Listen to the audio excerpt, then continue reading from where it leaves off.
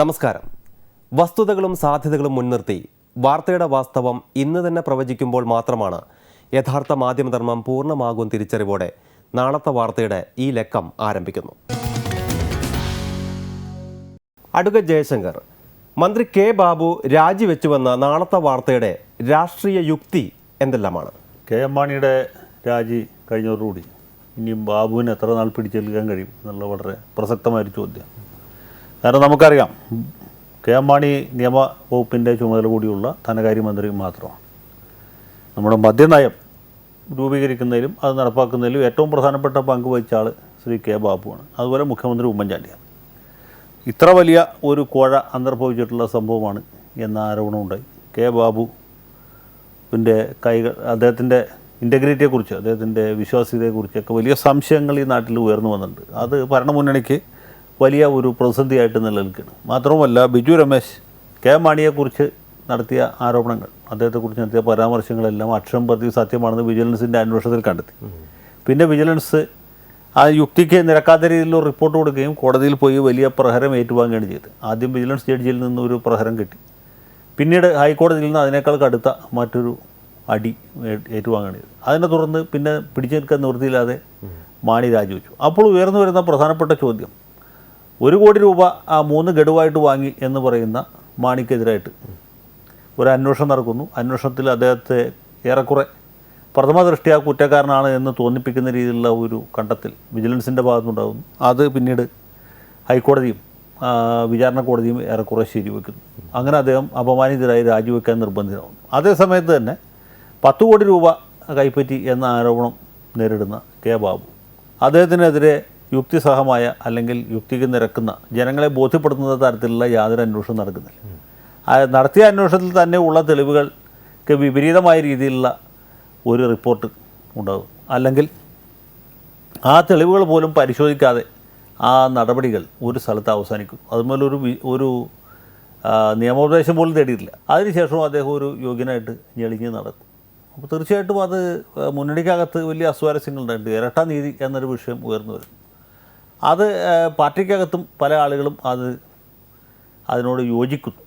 K M മാണിക്ക് അങ്ങനെ ഒരു നീതി കിട്ടിയില്ല, അല്ലെങ്കിൽ മാണിക്ക് കിട്ടാത്ത ഒരു നീതി ബാബുവിന് കിട്ടി. ആ ബാബു ഇപ്പോഴും സംശയത്തിൻ്റെ കരുനിഴലിൽ നിൽക്കുന്നു. പ്രതിപക്ഷം മാത്രമല്ല, മാധ്യമങ്ങളുമൊക്കെ അത് വലിയ തോതിൽ ഉയർത്തും. ബിജു രമേശാണെങ്കിൽ അദ്ദേഹം ഉന്നയിച്ച ആരോപണങ്ങളിൽ ഉറച്ചു നിൽക്കുന്നു എന്ന് മാത്രമല്ല, ദൈനംദിന അടിസ്ഥാനത്തിൽ കൂടുതൽ തെളിവുകൾ, കൂടുതൽ വെളിപ്പെടുത്തലുകൾ നടത്തിക്കൊണ്ടിരിക്കുന്നു. അപ്പോൾ ഇങ്ങനൊരു സാഹചര്യത്തിൽ ബാബുവിന് വെച്ചുകൊണ്ട് ഇനി എത്ര മുന്നോട്ട് പോകാൻ കഴിയും എന്നൊരു ചോദ്യം, അത് വളരെ പ്രധാനപ്പെട്ടൊരു ചോദ്യമാണ്. അങ്ങനൊരു ചോദ്യമാണ് ഇപ്പോൾ UDFിനെയും അതിനേക്കാൾ ഉപരി കോൺഗ്രസ് പാർട്ടിയെയും ആദർശധീരനായ KPCC പ്രസിഡന്റ് VM സുധീരൻ അടക്കമുള്ളവരെയും തുറിച്ചു നോക്കും. അപ്പോൾ അങ്ങനൊരു സാഹചര്യത്തിൽ ഇനിയിപ്പോൾ ബാബുവിനെ വെച്ചുകൊണ്ട് അത് മുന്നോട്ട് പോകാൻ കഴിയില്ല. അദ്ദേഹം രാജിവെക്കേണ്ടതായിട്ട് വരും എന്നുള്ളതാണ് നമ്മുടെ ഒരു രാഷ്ട്രീയ യുക്തി. ഈ ബാർക്കോഴ ആരോപണത്തിൽ മാണി രാജിവെച്ച ആ നിമിഷം തന്നെ ശരിക്കും മന്ത്രി ബാബുവും രാജിവെക്കേണ്ടതായിരുന്നില്ലേ? അത് മാണി രാജിവെച്ചു എന്ന് പറയുമ്പോൾ അതൊരു ആരോപണത്തിൻ്റെ മാത്രം അടിസ്ഥാനത്തിലല്ല, കോടതി പരാമർശം എതിരായി വന്നതുകൊണ്ടാണ്. അത് വിപരീത പരാമർശങ്ങൾ നീട്ടുന്നതിന് ഹൈക്കോടതിയിൽ കൊടുത്ത ഹർജിയിൽ അതിനേക്കാൾ വലിയ പരാമർശങ്ങൾ ഉണ്ടായതുകൊണ്ടാണ് അദ്ദേഹം രാജിവെക്കാൻ നിർബന്ധിതനായത്. പിന്നെ ഈ അഴിമതി നിരോധന നിയമപ്രകാരം ശരിക്കും ഈ കൈക്കൂലി കൊടുക്കുന്നത് ശിക്ഷാർഹമാണ്.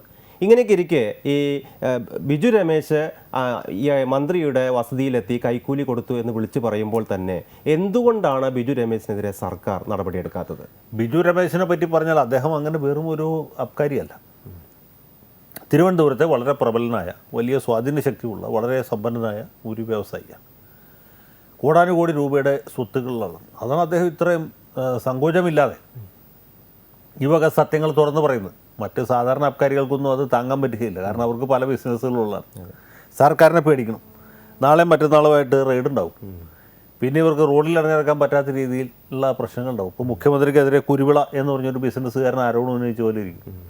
ആരോപണം ഉന്നയിച്ചതിൻ്റെ തൊട്ടടുത്ത ദിവസം കുരുവിളയുടെ എല്ലാ സ്ഥാപനങ്ങളിലും റെയ്ഡ് നടക്കുകയും കുരുവിളയെ തന്നെ ഏതൊക്കെയോ കേസുകൾ ഉൾപ്പെടുത്തി ജയിലിലാക്കുകയും അദ്ദേഹത്തിന് വളരെ ദിവസങ്ങൾ ജാമ്യം കിട്ടാതെ കാരാഗൃഹത്തിൽ കഴിയേണ്ടവരൊക്കെ ചെയ്തു. ഈ കുരുവിളയുടെ അനുഭവം മുന്നിലുള്ളതുകൊണ്ടാണ് ജോൺ കല്ലാട്ടും അല്ലെങ്കിൽ രാജ്കുമാർ ഉണ്ണിയും അതുപോലെയുള്ള മറ്റ് അബ്കാരികളുമൊക്കെ ഈ സത്യങ്ങൾ തുറന്നു പറയാത്തത്. എലഗൻസ് ബിനോയ് എന്ന് പറഞ്ഞ ചെറുപ്പക്കാരൻ തന്നെയും ഞാനിപ്പോൾ പറയുമെന്ന് പറയല്ലാതെ യാതൊന്നും അത് തുറന്നു പറയുന്നില്ല. അതിന് മുമ്പായിട്ട് തന്നെ നടപടി തുടങ്ങി കഴിഞ്ഞു. അദ്ദേഹത്തിൻ്റെ സ്ഥാപനങ്ങളിലൊക്കെ റെയ്ഡുകൾ നടന്നു. ഇനിയിപ്പോൾ അദ്ദേഹം വാതുറന്ന് പറയുമെന്ന് നമുക്കറിയില്ല. ഏതായാലും ബിജു രമേശിന് ഇങ്ങനെ യാതൊരു ഭയവുമില്ല. കൈക്കൂലി കൊടുക്കുന്നത് കുറ്റകരമാണ്. പോലീസിന് വേണമെങ്കിൽ ബിജു രമേശിൻ്റെ പേരിൽ ഒരു കേസ് രജിസ്റ്റർ ചെയ്ത് അന്വേഷണം തുടങ്ങാം. ബിജു രമേശിനെ തന്നെ ഒന്നാം പ്രതിയാക്കി രജിസ്റ്റർ ചെയ്യാം, ചാർജ് ചെയ്യാം, വേണമെങ്കിൽ അറസ്റ്റ് ചെയ്യാം, അതൊക്കെ ചെയ്യാം. പക്ഷേ ബിജു രമേശ് ആയതുകൊണ്ട്, രമേശൻ കോൺട്രാക്ടറുടെ മകനായതുകൊണ്ട് പോലീസുകാർ 2 പ്രാവശ്യം ആലോചിക്കും. മന്ത്രി ബാബുവും ആലോചിക്കും. മന്ത്രി ബാബു ബിജു രമേശിനെതിരെ 10 കോടി രൂപയ്ക്ക് മാനനഷ്ടത്തിന് നോട്ടീസ് അയച്ചു. അവസാനം 25 ലക്ഷം രൂപയ്ക്ക് ഒരു മാനനഷ്ട കേസ് ഫയൽ ചെയ്തു. അവിടെ നിൽക്കുകയാണ്. അതിനപ്പുറം ഒന്നും ചെയ്യാൻ ബാബുവിന് സാധിച്ചിട്ടില്ല. പോലീസിന് വേണമെങ്കിൽ കേസ് രജിസ്റ്റർ ചെയ്യാം, പക്ഷേ പോലീസ് കേസെടുക്കില്ല. കേസെടുക്കാത്തതെന്ന് വെച്ചാൽ ബിജു രമേശാണ്. ബിജു രമേശിനെതിരെ അത്ര പെട്ടെന്നൊന്നും ഒരു നിയമ നടപടിയുമായിട്ട് മുന്നോട്ട് പോകാൻ കഴിയില്ല. അയാൾ അത്ര പ്രബലനാണ്, അത്ര സബ്സ്റ്റാൻഷ്യൽ ആയിട്ടുള്ള ഒരാളായതുകൊണ്ടാണ്. അതാണ് അദ്ദേഹം ഇങ്ങനെ യാതൊരു സങ്കോചവും ഇല്ലാതെ മന്ത്രിമാർക്കെതിരായിട്ടൊക്കെ ആരോപണങ്ങൾ ഉന്നയിക്കും. പിന്നെ കുറേ തെളിവുകളൊക്കെ അദ്ദേഹത്തിൻ്റെ കയ്യിലും ഉണ്ട്. വെറുതെ പറയുക മാത്രമല്ല, വെറുതെ ആരോപണം ഉന്നയിക്കില്ല. അപ്പോൾ ഈ ആരോപണങ്ങൾ തെളിയിക്കാൻ വേണ്ട സ്വാധീനവും പണവും മറ്റ് സംവിധാനങ്ങളും ബിജു രമേശിനുണ്ട്. അതുകൊണ്ടാണ് ബിജു രമേശിനെ ബാബു അടക്കമുള്ളവർ പേടിക്കുന്നത്. ഈ മാണിക്കെതിരെ കേസെടുക്കാൻ കാണിച്ച ജാഗ്രത എന്തുകൊണ്ടാണ് ബാബുവിൻ്റെ കാര്യത്തിൽ ആഭ്യന്തരമന്ത്രിയും അതുപോലെ തന്നെ വിജിലൻസും പുലർത്താത്തത്? മാണിക്കെതിരെ കേസ് വന്ന ഒരു സാഹചര്യം, രാഷ്ട്രീയ സാഹചര്യവും വളരെ പ്രധാനമാണ്. അതായത് ഡിവിഷൻ ബെഞ്ചിൻ്റെ ഉത്തരവ് വന്ന ദിവസം സിംഗിൾ ജഡ്ജി 3 സ്റ്റാർ ബാറുകൾ തുറക്കണ്ട, 4 സ്റ്റാർ മാത്രം തുറക്കാം എന്ന് വിധി പ്രസ്താവിക്കും. അതിന് തൊട്ടടുത്ത ദിവസം ബാർ ഉടമകൾ ഡിവിഷൻ ബെഞ്ചിൽ അപ്പീൽ കൊടുത്ത് അതിന് സ്റ്റേ വാങ്ങിക്കുന്നു. അങ്ങനെ 3 സ്റ്റാറും 4 സ്റ്റാറും തുറക്കാം എന്ന ഉത്തരവ് വന്ന ദിവസമാണ് ബിജു രമേശ് ഒരു മന്ത്രി പണം വാങ്ങി എന്ന് പറയുന്നു. അന്ന് തന്നെ പണം വാങ്ങിയ മന്ത്രി കെ എം മാണിയാണ് എന്ന് തുടർന്നുള്ള ദിവസങ്ങളിൽ ഈ ബാർ കേസിലുണ്ടായ ഉത്തരവിൽ നിന്ന് ചർച്ച പൂർണ്ണമായിട്ടും കെ എം മാണി എന്ന വിഷയത്തിലേക്ക് വന്നു. പിന്നെ കെ എം മാണി പണം വാങ്ങിയോ വാങ്ങിയില്ലോ, പിന്നെ ക്വിക്ക് വെരിഫിക്കേഷൻ, BS പരാതി കൊടുക്കുന്നു, ക്വിക്ക് വെരിഫിക്കേഷൻ നടത്തുന്നു, FIR രജിസ്റ്റർ ചെയ്യാം എന്ന് വിജിലൻസിൻ്റെ നിയമോപദേശം ലഭിക്കുന്നു. അങ്ങനെ ഒരു സാഹചര്യത്തിൽ അതുമായിട്ട് മുന്നോട്ട് പോകുന്നു. അടുത്ത ഘട്ടത്തിലാണ് ബാബുവിനെതിരായിട്ട് ആരോപണം. അപ്പോൾ ഈ കെ എം മാണിക്കെതിരായിട്ട് ആരോപണം വന്നപ്പോൾ അതിനെ ഉള്ളുകൊണ്ട് ഏറ്റവും അധികം സന്തോഷിച്ചതും സ്വാഗതം ചെയ്തതും നമ്മുടെ നാട്ടിലെ കോൺഗ്രസ്സുകാരായിരുന്നു. കാരണം കെ എം മാണി ഈ ഭരണമുന്നണി വിട്ട് മാർക്സിസ്റ്റുകാരുടെ ഭാഗത്തേക്ക് പോകാൻ പോകുന്നു എന്ന ഒരു സംശയം വളരെ ശക്തമായി നിലനിൽക്കുന്ന സമയത്താണ് ഇങ്ങനെ ഒരു ആരോപണം വന്നത്. ആ സംശയവും ഈ ആരോപണവും തമ്മിലൊരു ബന്ധമുണ്ടോ എന്ന് ചോദിച്ചാൽ ഉണ്ട് എന്ന് വിചാരിക്കാനാണ് കൂടുതൽ യുക്തി. അതവിടെ നിൽക്കട്ടെ. അപ്പോൾ കെ എം മാണിയെ ഒരു ഒതുക്കുക, മൂലക്ക് ഇരുത്തുക എന്നുള്ളത് തീർച്ചയായിട്ടും കോൺഗ്രസ്സുകാരുടെ കൂടി താല്പര്യം. അത് അവർ ഒളിഞ്ഞും തെളിഞ്ഞുമൊക്കെ പറഞ്ഞു. രാജിവെക്കുന്നതല്ലേ നല്ലത് എന്ന് പന്തള സുധാകരൻ, അതുപോലെ തന്നെ നമ്മുടെ അജയ് തറയിൽ, ലാലി വിൻസെൻ്റ്, VD സതീശൻ, ഇവരൊക്കെ ഇങ്ങനെ ഭംഗേന്ദ്രയുടെ പറഞ്ഞും പറയാതെയും ഒക്കെ അവരുടെ ആശയങ്ങൾ വ്യക്തമാക്കിയതാണ്. അങ്ങനെ കെ എം മാണി വല്ലാതെ പ്രതിരോധത്തിൽ നിൽക്കുമ്പോഴാണ് കെ ബാബുവിനെതിരായിട്ട് ഈ ആരോപണം. കെ ബാബുവിനെതിരായ ആരോപണം എന്ന് വെച്ചാൽ ഉമ്മൻചാണ്ടിക്കെതിരായ ആരോപണമാണ്. കാരണം ഉമ്മൻചാണ്ടിയും കെ ബാബുവും തമ്മിലുള്ള ബന്ധം അത്രയും ഊഷ്മളവും ദൃഢവും ഇഴയടുപ്പമുള്ളതുമാണ്. ഉമ്മൻചാണ്ടി സ്വാഭാവികമായിട്ടും ഡിഫൻസിലായി. അപ്പോൾ കെ എം മാണി പറയുന്നതിനോട് ഉമ്മൻചാണ്ടി ചോദിച്ച് പറയാൻ തുടങ്ങി. അതെന്താ വെച്ചാൽ വിജിലൻസുകാർ വെറുതെ അനാവശ്യമായി നിരപരാധികൾക്കെതിരെ കേസെടുത്ത് പീഡിപ്പിക്കും എന്ന്, മാണിക്കെതിരെ കേസെടുക്കേണ്ടത് ആവശ്യമില്ലായിരുന്നു എന്ന് ഉമ്മൻചാണ്ടി ഭംഗേന്ദ്രയുടെ പറഞ്ഞു. അതിനർത്ഥം വളരെ വ്യക്തമാണ്. മാണിക്കെതിരെ കേസെടുത്തു, ഈ നിലയിലെത്തി, മാണി മിക്കവാറും കൊടുക്കാൻ പോവുകയാണ്. ഇതേ നിലയിലേക്ക് കെ ബാബുവിനെ കൊണ്ടുവരുന്നത്. കാരണം അദ്ദേഹം കോൺഗ്രസ്സുകാരനാണ്. കേരള കോൺഗ്രസ്സുകാരനായ മന്ത്രിക്ക് കിട്ടുന്ന ഒരു ട്രീറ്റ്മെൻ്റ് അല്ല കോൺഗ്രസ്സുകാരനായ മന്ത്രിക്ക് കിട്ടേണ്ടത്. വിജിലൻസ് അന്വേഷിച്ചോട്ടെ, പക്ഷേ ബാബുവിനെ തൊട്ട് കളിക്കരുത് എന്നാണ് ഈ പറഞ്ഞത്. ആ ഘട്ടത്തിലാണ് രമേശ് ചെന്നിത്തലയും വിജിലൻസും ഒക്കെ ഒന്ന് പുറകോട്ടേക്ക്. കെ ബാബു കുഴപ്പത്തിലായ മുഖ്യമന്ത്രി കുഴപ്പത്തിലോ. അതുകൊണ്ടാണ് അന്വേഷണം തുടങ്ങിയെടുത്ത് വെച്ച് അവസാനിപ്പിച്ചത്. ഇക്കാര്യത്തിൽ കോൺഗ്രസിൻ്റെ മുതിർന്ന നേതാവ് PJ കുര്യൻ തുറന്നടിക്കുകയുണ്ടായിരുന്നു. ശരിക്കും PJ കുര്യൻ്റെ അതേ അഭിപ്രായം തന്നെ ആയിരിക്കില്ലേ AK ആന്റണിയുടെയും മറുപടിയിലുണ്ടായത്? AK ആന്റണിയുടെ ഒരു വക്താവാണ് PJ കുര്യൻ. PJ കുര്യനാണ് AK ആന്റണിക്ക് വേണ്ടി ഇപ്പോൾ സംസാരിക്കുന്നത്. മുമ്പ് VM സുധീരനായിരുന്നു AK ആന്റണിയുടെ ഒരു മൗത്ത് പീസ് എന്ന് പറയുന്നത്. ഇപ്പോൾ PJ കുര്യനാണ്. PJ കുര്യൻ അത് പറയുമ്പോൾ അത് വളരെ, അതിൻ്റെ സൂചന വളരെ വ്യക്തമാണ്. ആന്റണിയുടെ അഭിപ്രായമാണ്. ഹിസ് മാസ്റ്റേഴ്സ് വോയിസ് എന്ന് പറയുന്നത് ആന്റണിയുടെ അഭിപ്രായമാണ്. ഈ അഭിപ്രായം പങ്കുവെക്കുന്ന ഒരുപാട് പേര് കോൺഗ്രസ് പാർട്ടിക്കകത്തുണ്ട്. മാണി ഗ്രൂപ്പുകാർ മാത്രമല്ല, കോൺഗ്രസ് പാർട്ടിക്കകത്ത് ധാരാളം ആളുകൾ ഈ PJ കുര്യൻ പറഞ്ഞ അഭിപ്രായത്തോട് യോജിക്കുന്നവരായിട്ടുണ്ട്. എന്തുകൊണ്ട് ബാബു തുടരുന്നു, എന്തുകൊണ്ട് മാണി മാത്രം രാജിവെക്കുന്നു, അതിനെന്താണ് യുക്തി എന്ന ചോദ്യം വളരെ പ്രസക്തവും പ്രബലവുമാണ് കോൺഗ്രസ് പാർട്ടിക്ക് അകത്ത്. PJ കുര്യൻ മാത്രം അത് തുറന്നു പറയുന്നത്. കാരണം PJ കുര്യൻ ഇവിടുത്തെ ഈ ഗ്രൂപ്പ് മാനേജർമാരെ പേടിക്കേണ്ട ആവശ്യമില്ല. അദ്ദേഹം കേന്ദ്രത്തിൽ വലിയ പ്രധാനപ്പെട്ട തസ്തികയിൽ ഇരിക്കുന്ന ആളാണ്, ക്യാബിനറ്റ് പദവി ഉള്ള ആളാണ്. കേന്ദ്രത്തിൽ. അപ്പോൾ അദ്ദേഹത്തിന് തുറന്ന് പറയാം, ഉമ്മൻചാണ്ടിക്ക് അദ്ദേഹത്തിൻ്റെ വലിയ ഷോക്കോസ് നോട്ടീസ് ഒന്നും കൊടുക്കാൻ പറ്റുകയില്ല. ഇനി കൊടുത്തിട്ടും ഫലമില്ല. പന്നുള്ള സുധാകരനല്ല PJ കുര്യൻ. അതും ഈ കെ ബാബു രാജിവെക്കുന്നത് മൂലം ഉമ്മൻചാണ്ടി സർക്കാരിനുണ്ടാകുന്ന പ്രതിസന്ധികൾ, കെ ബാബു രാജിവെച്ചില്ലെങ്കിൽ ഉണ്ടാകാവുന്ന പ്രതിസന്ധികൾ നമ്മൾ അതിൽ ആദ്യം ആലോചിക്കട്ടെ. ഈ വിഷയം ഇങ്ങനെ നീറിപ്പോഞ്ഞ് നിൽക്കും. ദൈനംദിനാടിസ്ഥാനത്തിൽ TV ചാനലുകളിൽ ഇത് ചർച്ചയാണ്, സോഷ്യൽ മീഡിയയിൽ ഭയങ്കര ചർച്ചയാണ്. കെ ബാബു പണം വാങ്ങിയില്ല എന്ന് പറഞ്ഞാൽ ആരും വിശ്വസിക്കുകയില്ല. കാരണം എല്ലാവർക്കും അറിയാം ഇവിടെ എന്തെങ്കിലും നടക്കണമെന്നുള്ളത്. ഉടുതുണിക്ക് മറുതുണിയില്ലാതെ രാഷ്ട്രീയത്തിൽ വന്ന ബാബു എങ്ങനെ സമ്പന്നനായി എന്നുള്ള ചോദ്യം ബാക്കി നിൽക്കുകയാണ്. അപ്പോൾ അതുകൊണ്ട് കെ ബാബു പണം വാങ്ങിയില്ല എന്ന് പറഞ്ഞാൽ ആരും വിശ്വസിക്കുകയില്ല. ഉമ്മൻചാണ്ടിയുടെ ഭാര്യ അറിയാമ്പോൾ പോലും വിശ്വസിക്കില്ല. മനസ്സിലായി, ബാക്കിയുള്ളവരാരും വിടും. അങ്ങനെ ഒരു സാഹചര്യത്തിൽ നിൽക്കുന്നു. KM മാണി രാജിവെച്ചു. KM മാണി തന്നെ ഇത്ര നാൾ പിടിച്ചതെന്താ വെച്ചാൽ ഈ കേരളത്തിലെ പ്രധാനപ്പെട്ട മെത്രാന്മാരുടെയും ചില സമുദായ സംഘടനാ നേതാക്കന്മാരുടെയൊക്കെ പിന്തുണ അദ്ദേഹത്തിന് ഉണ്ടായിരുന്നുകൊണ്ട് മാത്രമാണ്. അല്ലെങ്കിൽ കുഞ്ഞാലിക്കുട്ടി രാജിവെച്ച പോലെ മാണിക്ക് രാജിവെക്കാമായിരുന്നു. കുഞ്ഞാലിക്കുട്ടി 2 മാസത്തിനുള്ളിൽ രാജിവെച്ചു. മാണിക്ക് വേണമെങ്കിൽ ഒരാഴ്ചയിൽ അല്ലെങ്കിൽ 2 ആഴ്ചയിലും രാജിവെക്കാറ്. അല്ലെങ്കിൽ ക്വിക്ക് വെരിഫിക്കേഷൻ കഴിഞ്ഞ് പ്രഥമ ദൃഷ്ട്യാ കേസ് എന്ന് പറഞ്ഞപ്പോൾ രാജിവെക്കായിരുന്നു. അത് കഴിഞ്ഞ് ഇനി കുറ്റപത്രം കൊടുത്താലും തുടരും എന്ന ശാഠ്യത്തിലാണ് മൂപ്പലം നിന്നത്. പിന്നെ കോടതിയിൽ നിന്ന് ആദ്യത്തെ തട്ടിട്ടിപ്പോൾ രാജിവെച്ചെങ്കിലും സമാധാനം ഉണ്ടായിരുന്നു. അതും ചെയ്തില്ല. രണ്ടാമത്തെ അടിയും കിട്ടിയതിന് ശേഷം പിന്നെയും കോൺഗ്രസ്സുകാരും ലീഗുകാരും മറ്റെല്ലാ ഘടകകക്ഷികളും കൂടി അദ്ദേഹത്തെ കസേരയിൽ നിന്ന് തള്ളിപ്പുറത്താക്കാണ് ചെയ്തത്. അതുവരെ പിടിച്ചേക്കാൻ കഴിഞ്ഞത് ഈ സമുദായ സംഘടനാ നേതാക്കന്മാരുടെയും മതമേലധ്യക്ഷന്മാരുടെയും പിന്തുണ ഉണ്ടായിരുന്നുണ്ട്. ബാബുവിനെ സംബന്ധിച്ചിടത്തോളം അങ്ങനെ ആരുടെയും പിന്തുണയില്ല. മാത്രമല്ല പാർട്ടി കോൺഗ്രസ്സാണ്. കോൺഗ്രസ്സുകാർക്ക് വലിയ ഉയർന്ന ധാർമ്മിക നിലവാരം നിലനിർത്താൻ നിർബന്ധിതരാണ്. VM സുധീരനാണ് പാർട്ടിയുടെ പ്രസിഡന്റ്. അപ്പോൾ അതുകൊണ്ട് പിന്നെ AK ആൻ്റണിയാണ് പരമോന്നത നേതാവ്. അപ്പോൾ അദ്ദേഹത്തിന് ഒരുപാട് പിടിച്ചേക്കാൻ പറ്റുകയില്ല. ഇത്രയും ആരോപണ വിധേയരായവരോട് വെച്ചുകൊണ്ട് എന്തിനു തുടരണം എന്ന ചോദ്യം സ്വാഭാവികമായിട്ട് ഉയർന്നു വരും.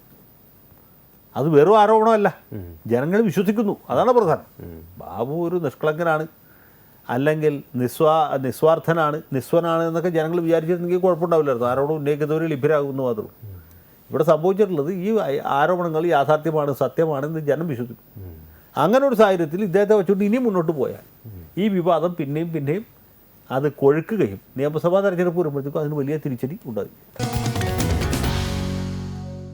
പുതിയ വിജിലൻസ് ഡയറക്ടറായിട്ടുള്ള ADGP ശങ്കർ റെഡ്ഡിയുടെ നിയമനം ഈ ബാർ കോഴക്കേസിലെ തുടരന്വേഷണത്തെ ബാധിക്കുമോ? അല്ല, ശങ്കർ റെഡ്ഡി അത്ര മോശക്കാരനായ ഉദ്യോഗസ്ഥനൊന്നുമല്ല. പക്ഷേ ആ സ്ഥാനത്തേക്ക് വരരുത് ഡോക്ടർ ജേക്കബ് തോമസാണ്. ശങ്കർ റെഡ്ഡിയെ നിയമിച്ചു എന്നുള്ളതല്ല, ജേക്കബ് തോമസിനെ തഴഞ്ഞു എന്നുള്ളതാണ് ഇതിലെ പ്രധാനപ്പെട്ട വാർത്ത. ജേക്കബ് തോമസ് ആയിരുന്നു ആ സ്ഥാനത്ത് തുടരുന്നതെങ്കിൽ തീർച്ചയായിട്ടും കെ ബാബു ഒക്കെ കമ്പി പിടിക്കും. മനസ്സിലായില്ലേ? അഴിമതിക്കാരായ ഉദ്യോഗസ്ഥന്മാർ, അഴിമതിക്കാരായ രാഷ്ട്രീയക്കാരൊക്കെ യഥാർത്ഥത്തിൽ വലിയ കുഴപ്പത്തിലാകുമായിരുന്നു. ജേക്കബ് തോമസ് ആയിരുന്നു വിജിലൻസ് ADGP ആയിട്ട് വരുന്നത്. അതുകൊണ്ടാണല്ലോ അദ്ദേഹത്തിന് ഒരു പോസ്റ്റിംഗ് പോലും കൊടുക്കാതെ അദ്ദേഹത്തെ മാറ്റി ഒരു മൂലയ്ക്ക് ഇരുത്തിയിരിക്കുന്നത്. ഈ ADGP DGP ആ ബന്ധം ഇതിനെ ബാധിക്കുമെന്നുള്ളതാണ് മെയിനായിട്ട് വരുന്നത്. ADGP DGP ബന്ധം ഇപ്പോൾ മോശമായിട്ടിരിക്കുകയാണ്. ജേക്കബ് തോമസിനെതിരായിട്ട് ഒരു വളരെ പരസ്യമായ നിലപാടാണ് സെൻകുമാർ എടുത്തിട്ടുള്ളത്. സെൻകുമാറിനോട് യാതൊരു വിധത്തിലുള്ള ബഹുമാനവും പുലർത്താത്ത രീതിയിലുള്ള സമീപനമാണ് ജേക്കബ് തോമസ് എടുത്തിട്ടുള്ളത്. പക്ഷേ അതിനേക്കാൾ ഉപരിയായിട്ട് ജേക്കബ് തോമസിനെ പോലെ പ്രശ്നക്കാരെന്ന് വെച്ചാൽ സത്യസന്ധനായ ഒരു ഉദ്യോഗസ്ഥന് ഈ വളരെ പ്രധാനപ്പെട്ട വിജിലൻസ് ഡയറക്ടറുടെ തസ്തികയിൽ വെച്ചാൽ അതുണ്ടാക്കാവുന്ന പ്രത്യാഘാതം വളരെ വലുതായിരിക്കും. കാരണം അദ്ദേഹം സത്യസന്ധമായിട്ടും നിഷ്പക്ഷമായിട്ടും ഒരു അന്വേഷണം നടത്തിയാൽ നമ്മുടെ നാട്ടിൽ പല ആളുകളും ജയിലിൽ പോകുന്ന ഒരു സാഹചര്യം നമുക്ക് കണ്ടു. പുതിയ വിജിലൻസ് ഡയറക്ടർ എന്ത് നടപടി സ്വീകരിക്കുമെന്ന് കാത്തിരുന്ന് കാണാമെന്നായിരുന്നു VSന്റെ പ്രതികരണം. അതിനോട് എങ്ങനെ കാണുന്നു? അതെ, പുതിയ വിജിലൻസ് ഡയറക്ടർ എന്ത് നിലപാട് സ്വീകരിക്കും എന്നുള്ളത് വളരെ പ്രധാനപ്പെട്ട കാര്യമാണ്. പ്രത്യേകിച്ച് ശങ്കർ റെഡ്ഡി എന്ന് പറഞ്ഞ ഉദ്യോഗസ്ഥൻ പൊതുവേ നല്ല പ്രതിച്ഛായുള്ള ആൾ തന്നെയാണ്, അത് ആക്ഷേപമൊന്നുള്ള ആളല്ല. അപ്പോൾ ശങ്കർ റെഡ്ഡി വന്നു കഴിഞ്ഞാൽ എന്തായിരിക്കും വിജിലൻസുകാർ ചെയ്യാൻ പോകുന്നത്? അവർക്ക് സ്വതന്ത്രമായി പ്രവർത്തിക്കാൻ കഴിയുമോ, അതോ കൂട്ടിലടച്ച തത്ത എന്ന് പറഞ്ഞ അവസ്ഥയിൽ തുടരുമോ എന്നുള്ള ചോദ്യങ്ങളൊക്കെ നമ്മുടെ മുമ്പിലുണ്ട്. ഈ നിരന്തരമായി കളങ്കപ്പെടുന്ന UDF സർക്കാരിൻ്റെ പ്രതിച്ഛായ അടുത്ത തെരഞ്ഞെടുപ്പിൽ UDFനെ ബാധിക്കാനുള്ള സാധ്യതകൾ? UDF സർക്കാരിൻ്റെ കഴിഞ്ഞ 5 കൊല്ലത്തെ ഭരണ നേട്ടങ്ങൾ അല്ലെങ്കിൽ ഭരണ കോട്ടങ്ങൾ പരിശോധിച്ചാൽ കോട്ടങ്ങളാണ് കൂടുതൽ. അഴിമതി ഏതാണ്ട് 21 മന്ത്രിമാരിൽ 16 17 പേര് സാമാന്യം തരക്കേടില്ലാത്ത അഴിമതിക്കാർ, ചിലർ വലിയ വലിയ അഴിമതിക്കാരുണ്ട്. രണ്ടാമത് കെടുകാര്യസ്ഥത. ജൂൺ 1-ാം തീയതി സ്കൂൾ തുറക്കുന്നു, നവംബർ 1-ാം തീയതി കുട്ടികൾക്ക് പാഠപുസ്തകം കിട്ടുന്നില്ല. പിന്നെ രൂക്ഷമായ വിലക്കയറ്റം, നിത്യോപയോഗ സാധനങ്ങളുടെയൊക്കെ വില കയറ്റുമാനത്തിന് തീ കൊടുത്ത പോലെ കൂടിക്കൊണ്ടിരിക്കുക, കയറിക്കൊണ്ടേയിരിക്കുക. അപ്പോൾ ജനങ്ങളെ സംബന്ധിച്ചുള്ള അവരെ അസ്വസ്ഥരാക്കുന്ന ഏറ്റവും പ്രധാനപ്പെട്ട വിഷയങ്ങൾ വിലക്കയറ്റവും അതുപോലെ കെടുകാര്യസ്ഥതയും അതുപോലെ അഴിമതിയുമാണ്. പിന്നെ സാമുദായിക പ്രീണനം. അങ്ങനെ മൊത്തത്തിൽ ജനങ്ങളുടെ ഇടയിൽ വലിയ അസംതൃപ്തി നിലനിൽക്കുകയാണ്. ഇപ്പോൾ കഴിഞ്ഞ പഞ്ചായത്ത് തെരഞ്ഞെടുപ്പിൽ തന്നെ UDF അർഹിച്ച രീതിയിലൊരു പരാജയം അവർക്ക് ഉണ്ടായില്ല. കാരണം എന്താ വെച്ചാൽ ഈ വിരുദ്ധ വോട്ടുകൾ വലിയ തോതിൽ BJPക്കും ഇടതുമുന്നണിക്കുമായിട്ട് ഭിന്നിച്ചു പോയി. നേരെ മറിച്ച് അത് ഒറ്റ കക്ഷിക്കാണ് വന്നിരുന്നെങ്കിൽ, അല്ലെങ്കിൽ ഒരു മുന്നണിക്കാണ് അതിൻ്റെ പ്രയോജനം കിട്ടിയിരുന്നെങ്കിൽ UDFൻ്റെ പരാജയം അതിഭയാനകമാകുമായിരുന്നു. ഇപ്പോൾ പോലും UDFന് അഭിമാനിക്കാനൊന്നുമില്ല. ഇപ്പോൾ ബാബുവിൻ്റെ തട്ടകമായ, നമ്മൾ ബാബുവിനെ പറ്റിയുള്ള ചർച്ചയാണ്, ബാബുവിൻ്റെ തട്ടകമായ തൃപ്പൂണിത്തുറ മണ്ഡലത്തിൽ തൃപ്പൂണിത്തുറ മുനിസിപ്പാലിറ്റി, അവിടെ CPM അധികാരം വീണ്ടെടുത്തു എന്നുള്ളതല്ല, BJP 2ാം സ്ഥാനത്ത് എത്തുന്നു, കോൺഗ്രസ് 3ാം സ്ഥാനത്താകുന്നു. കോൺഗ്രസിൻ്റെ പല സ്ഥാനാർത്ഥികളുടെയും ജാമ്യസംഖ്യ പൊതു ഖജനാവിലേക്ക് മുതൽക്കൂട്ടാവുക. അത്ര വലിയ പരാജയം ഉണ്ടാവുകയാണ്. അപ്പോൾ അത് നോക്കണമല്ലോ. ഇപ്പോൾ KM മാണി പറഞ്ഞല്ലോ, കേരളത്തിൽ എല്ലായിടത്തും തിരിച്ചടി ഉണ്ടായി, പക്ഷേ പാല മുനിസിപ്പാലിറ്റിയിൽ എൻ്റെ പാർട്ടിക്ക് ഒറ്റയ്ക്ക് ഭൂരിപക്ഷം കിട്ടി, അതുകൊണ്ട് ഞാൻ രാജിവെക്കില്ല. ബാബുവിന് ആ ഒരു ആശ്വാസം പോലും ഇല്ല. തൃപ്പൂണിത്തുറ മുനിസിപ്പാലിറ്റിയിൽ അദ്ദേഹത്തിൻ്റെ പാർട്ടി തോറ്റു എന്നല്ല, 3ാം സ്ഥാനത്തേക്ക് തള്ളപ്പെട്ടു, പല ഡിവിഷനുകളിലും ജാമ്യസംഖ്യയും നഷ്ടപ്പെട്ടു. അപ്പോൾ അതാണ് ഇപ്പോഴത്തെ അവസ്ഥ. നമ്മൾ ഈ പൊളിറ്റിക്കൽ ഒരു ക്ലൈമറ്റാണ് ആലോചിക്കുന്നത്. ഈ ബാബുവിൻ്റെ രാജിക്കാര്യത്തിൽ പ്രതിപക്ഷം ഉൾപ്പെടെ ഇങ്ങനെ മുറവിളി കൂട്ടുമ്പോൾ ബാബുവിനെ രക്ഷിക്കാനായി ഉമ്മൻചാണ്ടി ശ്രമിക്കാനുള്ള നിലപാടുകൾ. ബാബുവിനെ രക്ഷിക്കാൻ ഉമ്മൻചാണ്ടിക്ക് തീർച്ചയായിട്ടും ബാധ്യതയുണ്ട്. കാരണം എന്താ വെച്ചാൽ ഇതിൽ ഓരോ ഘട്ടത്തിലും പ്രധാനപ്പെട്ട നിലപാടുകൾ എടുത്തുള്ള ഉമ്മൻചാണ്ടിയാണ്. ബാറുകളുടെ ലൈസൻസ് പുതുക്കി കൊടുക്കുന്ന കാര്യത്തിലാണെങ്കിലും കൊടുക്കാതിരിക്കുന്ന കാര്യത്തിലാണെങ്കിലും പിന്നീട് അതൊരു നയമെന്ന രീതിയിൽ പ്രഖ്യാപിക്കുന്ന കാര്യത്തിലാണെങ്കിലും ഒക്കെ ഏറ്റവും പ്രധാനപ്പെട്ട നിലപാട് സ്വീകരിച്ചിട്ടുള്ള ഉമ്മൻചാണ്ടിയാണ്. അങ്ങനെ രാഷ്ട്രീയമായ ഒരു ഉത്തരവാദിത്വം അദ്ദേഹത്തിനുണ്ട്. ബാബുവിനെ മാത്രം കുറ്റക്കാരനാക്കിയിട്ട് ഉമ്മൻചാണ്ടിക്ക് കൈ കഴുകാൻ പറ്റുകയില്ല, ഒരു വശം. രണ്ടാമത് രാഷ്ട്രീയമായിട്ട് നോക്കിയല്ലേ, ഗ്രൂപ്പ് കോൺഗ്രസ് പാർട്ടിയേക്കാൾ പ്രധാനം ഗ്രൂപ്പാണല്ലോ. കോൺഗ്രസ് ഒരു പാർട്ടിയാണെന്ന് പറഞ്ഞാൽ A ഗ്രൂപ്പ്, ആ A ഗ്രൂപ്പിൽ തന്നെ കോർ ഗ്രൂപ്പ്, ഉമ്മൻ ഗ്രൂപ്പ് എന്ന് നമ്മൾ പറയുന്ന വിഭാഗത്തിൽപ്പെട്ട ഒരാളാണ് ബാബു. തിരുവഞ്ചൂർ രാധാകൃഷ്ണൻ, KC ജോസഫ് എന്നൊക്കെ പറയുന്ന പോലെ ഈ ഗ്രൂപ്പിൻ്റെ ഒരു പ്രതിനിധിയാണ് ബാബു. അപ്പോൾ അദ്ദേഹത്തെ കൈവഴിയാൻ പറ്റുകയില്ല. അത് ഗ്രൂപ്പിനകത്ത് വേറെ പ്രശ്നങ്ങളുണ്ടാക്കും. അദ്ദേഹത്തിൻ്റെ പതനം ആഗ്രഹിക്കുന്നവർ അധികം I ഗ്രൂപ്പുകാരാണ്. VD സതീശനാണെങ്കിലും പന്തള സുധാകരനാണെങ്കിലും പിന്നെ അല്ലെങ്കിൽ വിരുദ്ധ ചേരിയിൽ നിൽക്കുന്ന PJ കുര്യനെ പോലുള്ള ആളുകളാണെങ്കിലും ഒക്കെ അവരൊക്കെ ബാബുവിൻ്റെ പതനം കാണാൻ ആഗ്രഹിക്കുന്നവരുണ്ട്. പക്ഷേ ബാബുവിൻ്റെ പതനം കാണാൻ ആഗ്രഹിക്കാത്തല്ലേ, ബാബുവിനെ നിലനിർത്താൻ ആഗ്രഹിക്കുന്ന ആളാണ് ഉമ്മൻചാണ്ടി. ഉമ്മൻചാണ്ടിക്ക് ധാർമ്മികമായിട്ടും രാഷ്ട്രീയമായിട്ടും ബാബുവിനെ സംരക്ഷിക്കേണ്ട ഒരു ചുമതലയുണ്ട്, ഉത്തരവാദിത്വമുണ്ട്. അതിൽ നിന്ന് അദ്ദേഹത്തിന് എന്തുമാത്രം വിട്ടുവീഴ്ച ചെയ്യാൻ പറ്റും എന്നുള്ളതാണ് ഇവിടുത്തെ ഏറ്റവും വലിയ പ്രശ്നം. അല്ലെങ്കിൽ എന്തുകൊണ്ട് ഉമ്മൻചാണ്ടി നിർബന്ധിതനാക്കപ്പെടുന്നു എന്നുള്ളതാണ് ഏറ്റവും വലിയ ചോദ്യം. ഈ KPCC പ്രസിഡൻ്റെ കാര്യം നോക്കുകയാണെങ്കിൽ, KPCC പ്രസിഡന്റ് ഒരു കാലത്തും എക്സൈസ് മന്ത്രിയോട് യാതൊരു സ്നേഹമോ താല്പര്യമോ വാത്സല്യമോ ഉള്ള ആളല്ല. അദ്ദേഹം ഒളിഞ്ഞും തെളിഞ്ഞും KPCC പ്രസിഡന്റ് ആവുന്നതിന് മുമ്പും അതിന് ശേഷവും കുറ്റപ്പെടുത്തിക്കൊണ്ടിരിക്കുന്ന ആളാണ് ബാബു. മദ്യനയത്തിൽ വെള്ളം ചേർക്കാൻ ശ്രമിക്കുന്നു, ബാറുകൾ തുറന്നു കൊടുക്കാൻ ചില ആളുകൾക്ക് പാടും, ഒത്താശ ചെയ്യുന്നു എന്നൊക്കെയുള്ള രീതിയിലുള്ള അഭിപ്രായങ്ങൾ സുധീരൻ പലപ്പോഴും പറയുന്നുണ്ട്. സുധീരൻ പറയുന്നത് പലപ്പോഴും മുള്ളുവാക്ക് വെച്ചിട്ടാണ്. അപ്പോൾ KM മാണിയോട് ഉണ്ടായിരുന്ന ഒരു താല്പര്യം പോലും ബാബുവിനോട് ഇല്ല. ബാബുവിൻ്റെ പതനം തന്നെയാണ് സുധീരൻ ആഗ്രഹിക്കുന്നത്. അദ്ദേഹം അത് വളരെ എക്സ്പ്ലിസിറ്റായിട്ട് പറയുന്നില്ല എന്ന് മാത്രമേ. ഈ KM മാണിയുടെ കാര്യത്തിൽ പല മതമേലധ്യക്ഷന്മാരും ഇടപെട്ടിരുന്നു രാജ്യകാര്യത്തിൽ. എന്നാൽ ബാബുവിന് അത്തരത്തിലുള്ളൊരു പിന്തുണ കിട്ടാനുള്ള സാധ്യതകൾ. KM മാണിക്ക് മാധ്യമങ്ങളുടെ പിന്തുണ ഉണ്ടായിരുന്നില്ല എങ്കിൽ പോലും മതമേലധ്യക്ഷന്മാരുടെ പിന്തുണ ഉണ്ടായിരുന്നു. പ്രത്യേകിച്ച് മാർ ജോസഫ് പൗവത്തിൽ ദീപിക പത്രത്തിൽ മാണിയെ ശ്ലാഘിച്ചുകൊണ്ടും അദ്ദേഹത്തിനെതിരെ കുരിശുദ്ധം നടത്തുന്ന മാധ്യമങ്ങളെ അപലപിച്ചുകൊണ്ടും ഒരു വലിയ ലേഖനം തന്നെ പാസ്സാക്കി. അത് പിന്നെ വലിയ ചർച്ചാ വിഷയമായി, വിവാദ വിഷയമായി. ഒരു മെത്രാൻ ഇങ്ങനെ എഴുതേണ്ട ആവശ്യമുണ്ടോ എന്ന ചോദ്യമൊക്കെ. എന്ന് മാത്രമല്ല, KM മാണി രാജിവെച്ച് കഴിഞ്ഞപ്പോൾ എറണാകുളം അങ്കമാലി രൂപതയുടെ സത്യദീപത്തിൽ ഈ മാണി പണ്ടേ രാജിവെക്കേണ്ടതായിരുന്നു എന്ന് പറഞ്ഞ് ഒരു മറുപടി ഒരു ഇത് വന്നു. കാരണം എന്താ വെച്ചാൽ രാജിവെക്കേണ്ടതായിരുന്നു.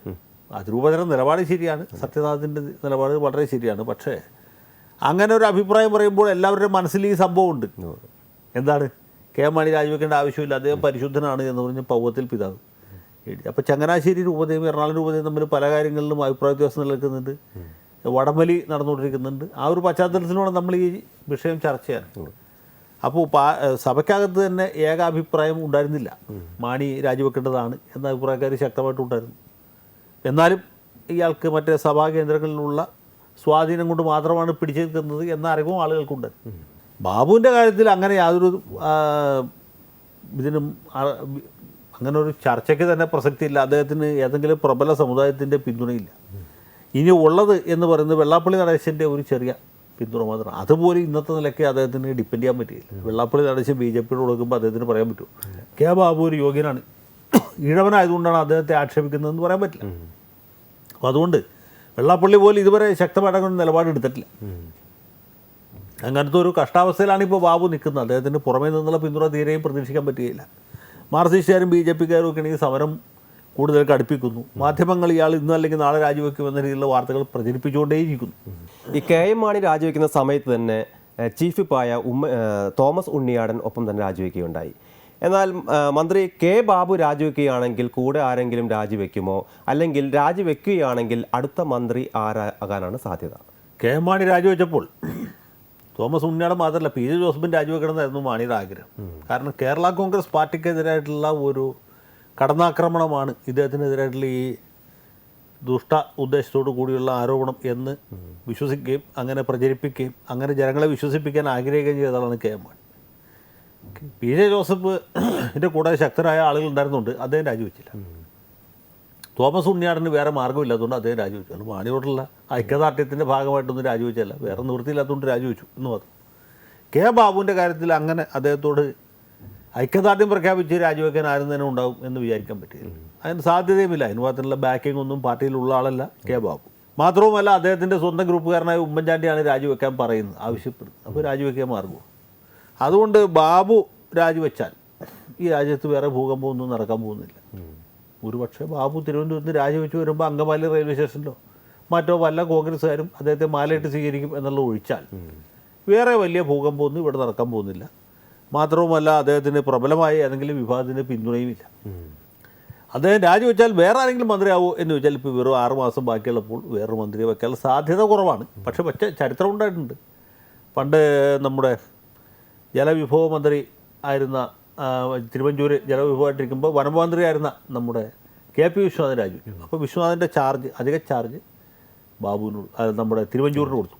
തിരുവഞ്ചൂർ തരക്കേടില്ലാത്ത രീതിയിൽ 8-9 മാസം ഭരിച്ചു. ആ സമയത്ത് ഈ സീറ്റ് ഫില്ല് ചെയ്യാൻ വേണ്ടിയിട്ട് സുജനപാലിനെ മന്ത്രിയാക്കി. സുജനപാലിനെ കഷ്ടിച്ച് 3 മാസം കേരളത്തിൽ മന്ത്രിയായിരിക്കാൻ കഴിയും. അദ്ദേഹത്തിന് ശേഷം ഭരിക്കുകയും ചെയ്തു. ഭരിക്കണേക്ക് മുമ്പ് മന്ത്രിയായിരുന്നു വേണമെങ്കിൽ പറയാത്തത് അത്ര ഉണ്ടായിരുന്നു. അതുപോലെ ഒരു 6 മാസത്തേക്ക് വേണമെങ്കിൽ ഏതെങ്കിലും ഒരു ഫൽഗുനെ പിടിച്ച് വേണമെങ്കിൽ മന്ത്രിയാകാം, എക്സൈസ് മന്ത്രിയാകാൻ. നാറ്റ കേസാണ്. മാത്രമല്ല വേറെ പ്രശ്നമുണ്ട്, സാമുദായികമായൊരു പ്രശ്നം കൂടെ അതിൻ്റെ അകത്തുണ്ട്. ഇദ്ദേഹം രാജിവെച്ചാൽ പകരം ആരെ മന്ത്രിയാക്കും എന്നുള്ള ചോദ്യമുണ്ട്. കാരണം ഈഴവ സമുദായത്തിൽ നിന്ന് ആകെ 2 മന്ത്രിമാരുള്ളൂ, അടൂർ പ്രകാശും ബാബു. അതിൽ ഒരാൾ രാജിവെച്ചാൽ പിന്നെ ആരെ മന്ത്രിയാക്കും? പിന്നെ ഒരാൾ K അച്യുതനാണ്. അച്യുതൻ മന്ത്രിയാകാൻ താല്പര്യമില്ല. പിന്നെ ഇതിൽപ്പെട്ട വേറെ ആരെങ്കിലും ഒരാൾ എടുക്കേണ്ടി വരും. അതുകൊണ്ട് ഒരുപക്ഷെ എനിക്ക് തോന്നുന്നത് ആ വകുപ്പ് മുഖ്യമന്ത്രി തന്നെ ഭരിക്കാനാണ് സാധ്യത. അല്ലെങ്കിൽ വേറെ ഏതെങ്കിലും ഒരു മന്ത്രിയെ ഏൽപ്പിക്കാം. തിരുവഞ്ചൂരിന്, ആര്യാടന്, ആ വിഭാഗത്തിൽപ്പെട്ട ശിവകുമാറിനെയോ ആരെങ്കിലും ഏൽപ്പിക്കാം. മന്ത്രിയുടെ അവിടെ നിന്ന് മാത്രമേ ഉള്ളൂ എക്സൈസ് വകുപ്പ്. നാളത്തെ വാർത്തകൾ ഇന്ന് തന്നെ പ്രവചിക്കുമ്പോൾ മാത്രമാണ് വാർത്തയുടെ വാസ്തവം പൂർണ്ണമാകും തിരിച്ചറിവോടെ നാളത്തെ വാർത്തയുടെ ഈ ലക്കം ഇവിടെ പൂർണ്ണമാകുന്നു. നമസ്കാരം.